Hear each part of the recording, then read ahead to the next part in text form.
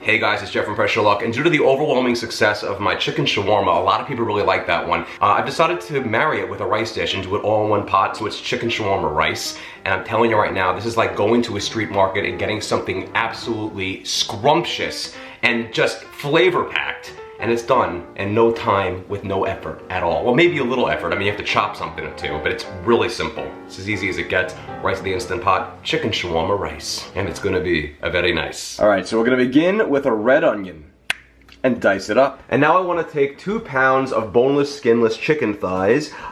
It's much easier when they're already deboned. And then I just cut them up into 1/4 inch strands like this.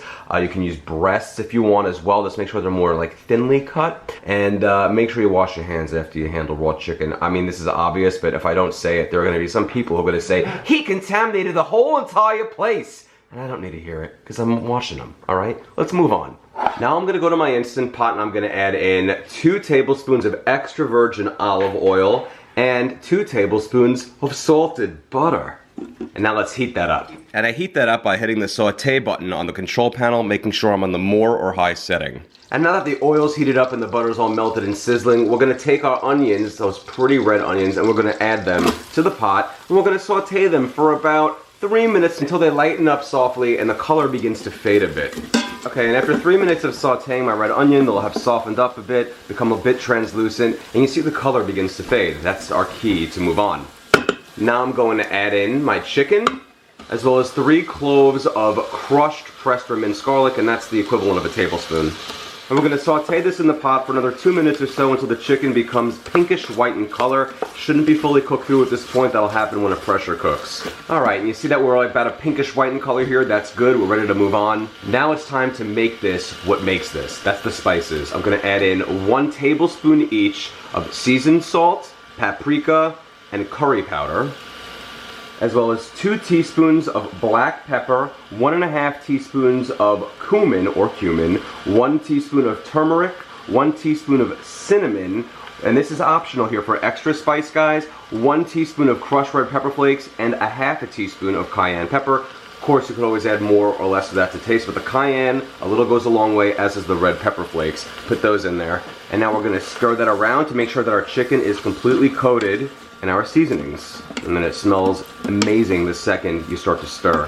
Middle Eastern flavors with the most basic and accessible of spices. Now I'm gonna take 2 cups of a rinsed, I've rinsed this for 90 seconds in this little fine mesh strainer here, basmati rice. You could also use jasmine, or really any long grain white rice. And I'm gonna stir that up now with the chicken and the seasonings. And now I'm gonna add in my broth. You can use any broth you want. You can use vegetable broth, you can use chicken broth, whatever you wish to add.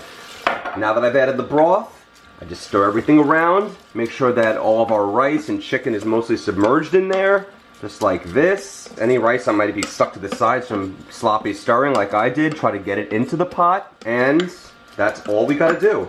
I know right now it looks like, what is this? But you're gonna see the magic's gonna happen. Now I'm gonna take my lid, I'm gonna secure it, and I'm going to put the valve in the sealing position. Now I'll come back to the control panel and I'll hit the cancel or the keep warm cancel button, and then the pressure cook or manual button depending on your model for 3 minutes at high pressure, and that's it. When this is done pressure cooking, I'm going to allow a 10-minute natural release, and I'll explain what that is in just a moment.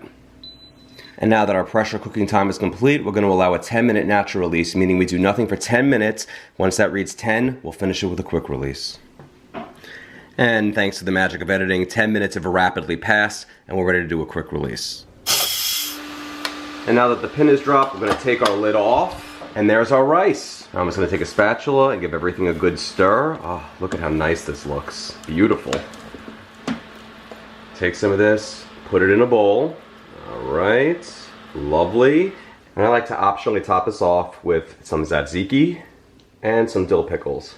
And it's up to you if you want to add that, you don't have to. And then you can just stir this up a bit, and then we're going to try it out.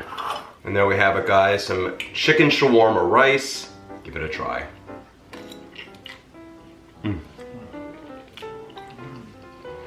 Okay, well, first off, if you love my chicken shawarma, you're going to love this.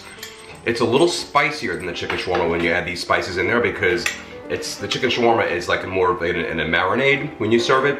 Here everything gets infused, so you're gonna taste the spice more. but I love it. If you don't want the spice, leave out the crushed red pepper flakes or the cayenne pepper, or just add a little bit less. Totally up to you. But the chicken is super tender.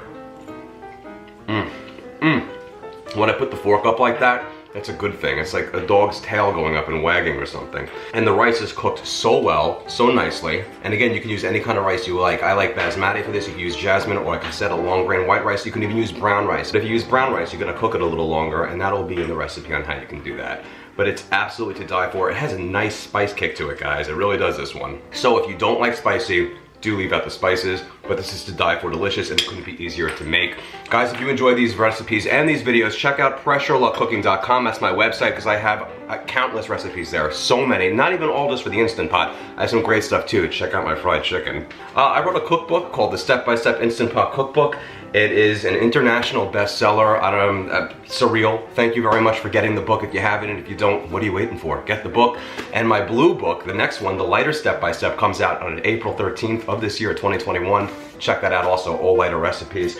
And of course, facebook.com/pressureluckcooking, and like the page for any time a new recipe comes out, deals on items, tips, and a Pressure Luck Cooking on all my other channels, YouTube, Pinterest, Instagram, and maybe even TikTok. Thanks again, guys, and if you like chicken shawarma, this is gonna shawarma you right up. Enjoy.